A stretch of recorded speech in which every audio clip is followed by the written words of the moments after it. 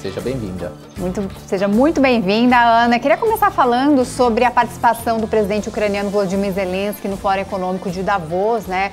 Uma das grandes repercussões do dia aí, nesse desdobramento da guerra que ultrapassa 3 meses.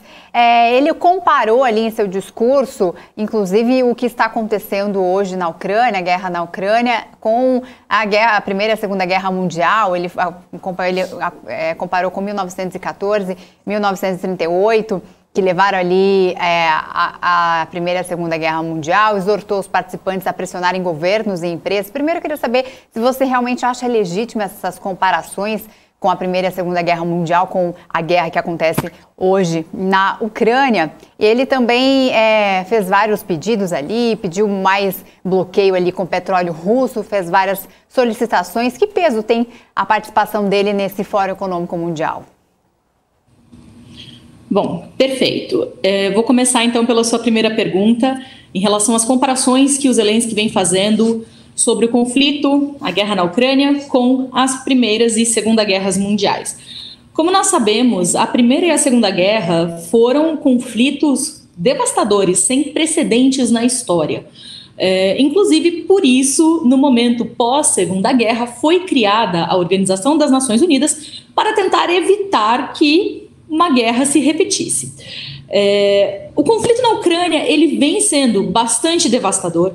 É um conflito que, sim, nós podemos traçar alguns paralelos com Primeira e Segunda Guerra Mundiais, porém, acredito que o Zelensky ele faça esse comparativo com o momento prévio, como você disse, né, anterior, então, aí, às Primeiras e Segunda Guerras.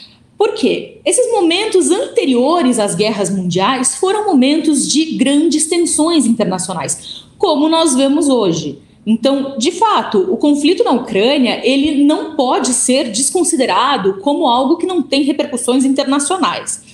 As comparações do Zelensky fazem sentido, elas podem ser, em alguma medida, um tanto exageradas pelas proporções. Porém, certos números, como, por exemplo, o número de refugiados, já são similares aos números da Segunda Guerra Mundial. Então, acredito que o Zelensky ele se valha dessa estratégia para trazer atenção para o conflito, mais atenção do que o conflito já recebe.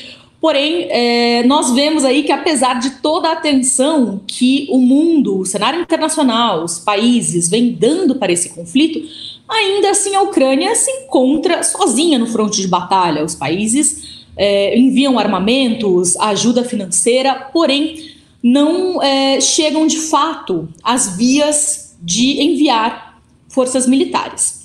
Em relação à sua segunda pergunta sobre a participação do Zelensky em Davos. Bom, Davos é o fórum econômico mais importante que nós temos e a participação dele, o trazer o Zelensky e deixar a Rússia de fora, são movimentos muito marcantes, que justamente apresentam essa vontade do cenário internacional em se solidarizar com a Ucrânia.